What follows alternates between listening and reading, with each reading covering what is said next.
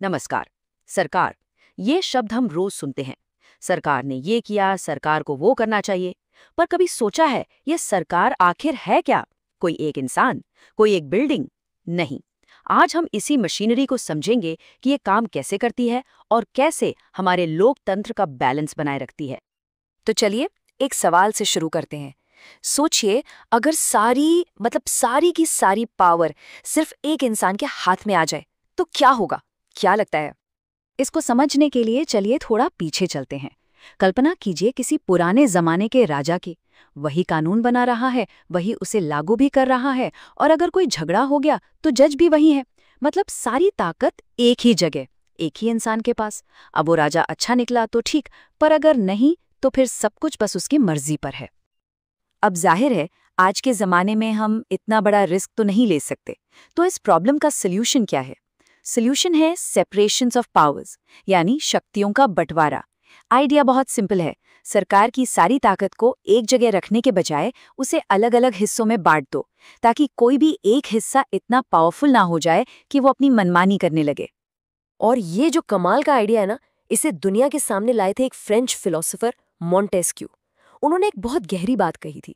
उन्होंने कहा कि अगर पावर के गलत इस्तेमाल को रोकना है तो पावर पर पावर का ही कंट्रोल होना जरूरी है। मतलब एक ताकत दूसरी पर नजर रखे। और यही सोच आज दुनिया भर की डेमोक्रेसी की नींव है। भारत में भी हमारी सरकार इसी सिद्धांत पर काम करती है, जो 3 मेन पिलर्स या हिस्सों में बंटी हुई है। कौन से हैं ये 3 हिस्से?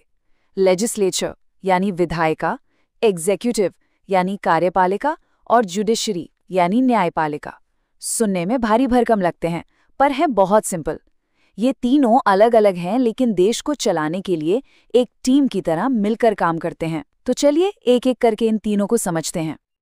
तो सबसे पहले बात करते हैं पहली ब्रांच की, लेजिस्लेचर यानी विधायिका। जैसा नाम से ही पता चल रहा है, इनका काम है विधि बनाना यानी कानून बनाना। इन्हें आप लोकतंत्र का दिल भी कह सकते हैं, क्योंकि यही वो जगह है जहां आम लोगों की आवाज देश के कानूनों में बदलती है। भारत में विधायिका का मतलब है हमारी संसद, हमारा पार्लियामेंट। इसके 2 सदन हैं। एक है लोकसभा, जहां वो लोग बैठते हैं जिन्हें हम सीधे वोट देकर चुनते हैं, और दूसरा है राज्यसभा, जो हमारे अलग अलग राज्यों की नुमाइंदगी करती है।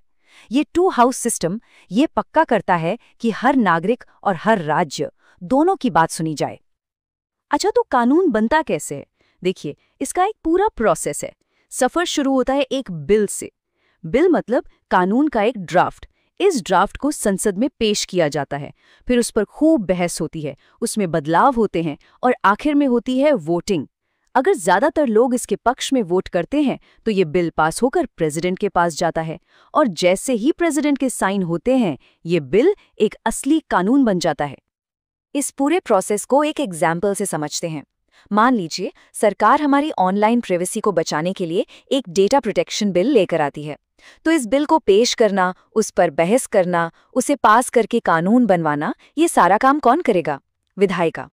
ठीक है, तो विधायिका ने अपना काम कर दिया, कानून बना दिया। पर सिर्फ कानून बना देना ही तो काफी नहीं है ना? असली चैलेंज तो उसे लागू करना है, जमीन पर उतारना है। और बस यहीं पर सीन में एंट्री होती है सरकार की दूसरी ब्रांच की, एग्जीक्यूटिव यानी कार्यपालिका। भारत में एग्जीक्यूटिव के 2 हिस्से हैं। एक है पॉलिटिकल एग्जीक्यूटिव, मतलब हमारे चुने हुए नेता, प्रधानमंत्री, उनके मंत्री। इनका काम है बड़ी बड़ी पॉलिसी बनाना, देश को डायरेक्शन देना। और दूसरा हिस्सा है परमानेंट एग्जीक्यूटिव। ये है हमारे सरकारी ऑफिसर, आईएएस, आईपीएस और दूसरे ब्यूरोक्रेट्स। ये रोज का सरकारी कामकाज संभालते हैं और नीतियों को लागू करते हैं। तो एग्जीक्यूटिव का काम सिर्फ कानून लागू करना नहीं है, इनका काम बहुत बड़ा है। देश का बजट मैनेज करना, लोगों के लिए वेलफेयर स्कीम्स चलाना, दूसरे देशों के साथ रिश्ते संभालना, देश की अंदरूनी सुरक्षा देखना, ये सब कुछ इन्हीं की जिम्मेदारी है। चलिए वापस अपने डेटा प्रोटेक्शन कानून वाले एग्जाम्पल पर चलते हैं। तो जब संसद ने वो बिल पास कर दिया, तो अब उसे लागू कौन करेगा? एग्जीक्यूटिव। आईटी मिनिस्ट्री उसके लिए नियम बनाएगी, एक डेटा प्रोटेक्शन बोर्ड बनाएगी, अफसरों को लगाएगी, ताकि वो कानून सिर्फ कागज पर न रह जाए बल्कि असल जिंदगी में काम करे। तो विधायिका ने कानून बनाया, कार्यपालिका ने उसे लागू कर दिया। कहानी खत्म? नहीं, एक सवाल अभी भी बाकी है। क्या हो अगर उस कानून में ही कोई खोट हो, अगर वो कानून ही गलत हो, तब क्या? यहीं पर आती है हमारी तीसरी और सबसे जरूरी ब्रांच, जुडिशरी, यानी न्यायपालिका, हमारे संविधान और हमारे अधिकारों की गार्डियन। सोच कर देखिए, मान लीजिए कोई ऐसा कानून बन जाए जो अनफेयर हो या जो हमारे फंडामेंटल राइट्स, हमारे मौलिक अधिकारों को ही हमसे छीनता हो, तब हम इंसाफ के लिए कहाँ जाएंगे? इसका जवाब है न्यायपालिका। भारत में जुडिशियल सिस्टम का एक पूरा स्ट्रक्चर है, एक पिरामिड की तरह। सबसे ऊपर है एक सुप्रीम कोर्ट, उसके नीचे हैं अलग अलग राज्यों के हाई कोर्ट्स, और सबसे नीचे जमीनी स्तर पर हैं हजारों डिस्ट्रिक्ट और लोअर कोर्ट्स। न्यायपालिका का मेन काम है ये देखना कि सब कुछ संविधान के हिसाब से चल रहा है या नहीं, और हमारे फंडामेंटल राइट्स की रक्षा करना। और इसके लिए इनके पास एक बहुत बड़ी पावर है जिसे कहते हैं जुडिशियल रिव्यू। इस पावर का इस्तेमाल करके जुडिशरी संसद के बनाए किसी भी कानून को चेक कर सकती है, और अगर वो कानून संविधान के खिलाफ है तो उसे रद्द भी कर सकती है। तो चलिए अपने एग्जाम्पल को पूरा करते हैं। अगर किसी नागरिक को लगता है कि वो जो नया डेटा प्रोटेक्शन कानून बना है वो उसकी प्राइवेसी के अधिकार को छीन रहा है, तो वो इंसान सीधे सुप्रीम कोर्ट जा सकता है। फिर कोर्ट उस कानून को परखेगा, उसकी जांच करेगा, और अगर उसमें कुछ गलत पाया गया तो उसे बदलवा भी सकता है या रद्द भी कर सकता है। तो अब पूरी पिक्चर क्लियर हो गई होगी।